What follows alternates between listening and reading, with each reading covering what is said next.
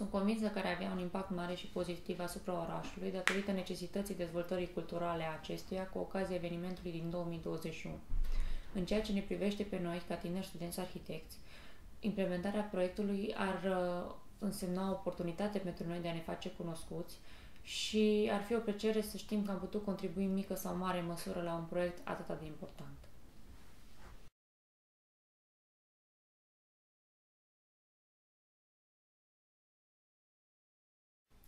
Având în vedere abordarea noastră prin care am încercat să păstrăm o proporție considerabilă din clădirea Morii, adiționând un corp impozant, cred că studiile inițiale și în special cel istoric trebuiau detaliate mai mult. Cu toate că am păstrat și apoi refolosit elemente din clădirea Morii în cadrul noii adiții, fără o analiză istorică bine conturată, a rezultat un contrast puternic între nou și vechi. În esență, este ceea ce ne-am dorit, dar poate proiectul ar trebui temperat pe alocuri.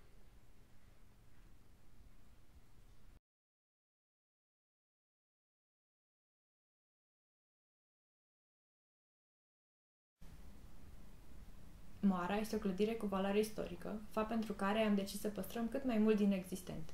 Structura avariată a fost înlăturată total, rămânând doar pereți exteriori ca o coajă. Soluția poate părea simplă sau chiar banală, însă toată magia se află la interior.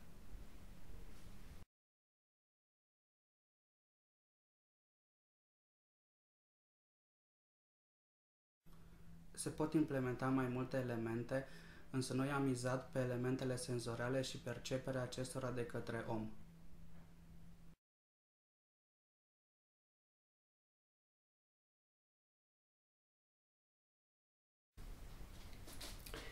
În primul rând, din punct de vedere organizatoric, ar trebui definit un cadru clar în care să se opereze, cu obiecte și actori implicați. Fundamentală din acest punct de vedere este alegerea unor oameni competenți în poziții cheie pe fiecare din palierele sustenabilității.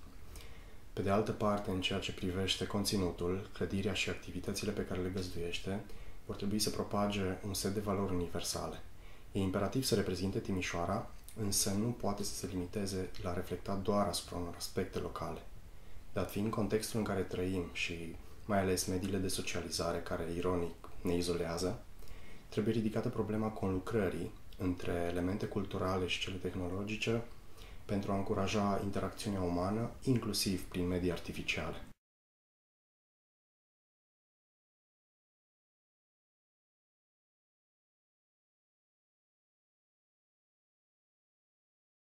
În 2021 aș dori să fie un an care să îmi deschidă orizonturile atât mie cât și colegilor mei. Aș dori să fie un an decisiv pentru cariera noastră și aș dori să fie un an în care să pășim pe cont propriu în domeniul ales.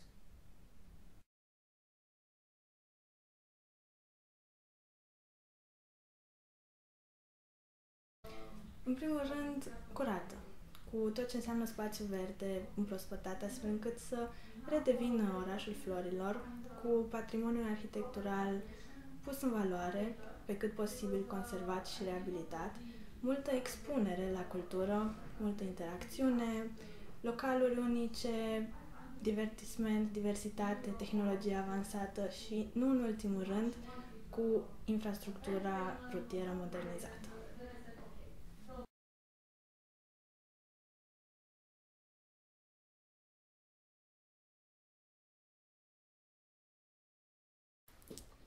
Consider că motoarele esențiale pentru activarea spiritului civic sunt scara umană și sentimentul de apartenență și loc. În acest scop, în proiectul nostru am pus accent pe amenajarea spațiilor exterioare publice, creând o curte interioară în jurul căreia guvernează spațiile principale. Rolul principal al acestei curți este de coeziune socială și activează la scara orașului, fiind inspirată din tipologia țesutului urban din Timișoara.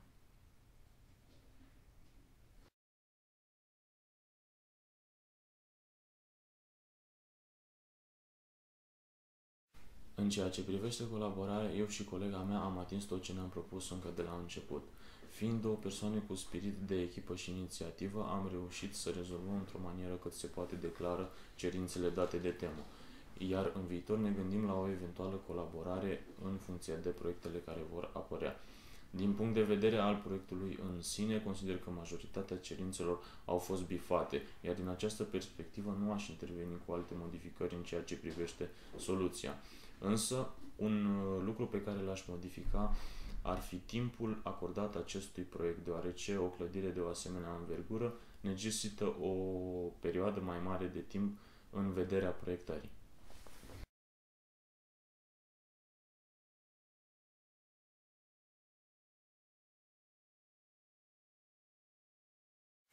Efectul pe care îl are un astfel de centru este de a schimba imaginea orașului la nivel internațional. La nivelul orașului, un centru unde creația artistică îmbrățișează experimentul este un imbol pentru cultură. Pe lângă latura culturală, proiectul accentuează și componenta spațiilor publice ca spații de coeziune socială.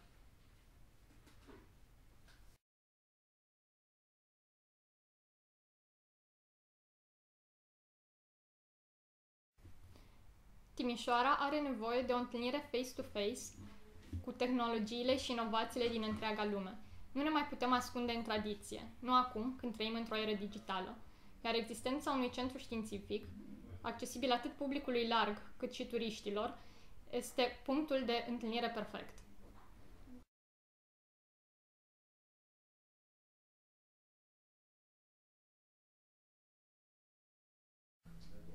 Pentru a ne face viața o serie de evenimente mult mai ușor de înțeles, noi suntem de părere că ar trebui să învățăm să conștientizăm viitorul ca pe o secvențialitate temporală umană, a aceluiași moment prezent, în care atât digitalul cât și umanul sunt două componente a aceluiași întreg și privesc în aceeași direcție.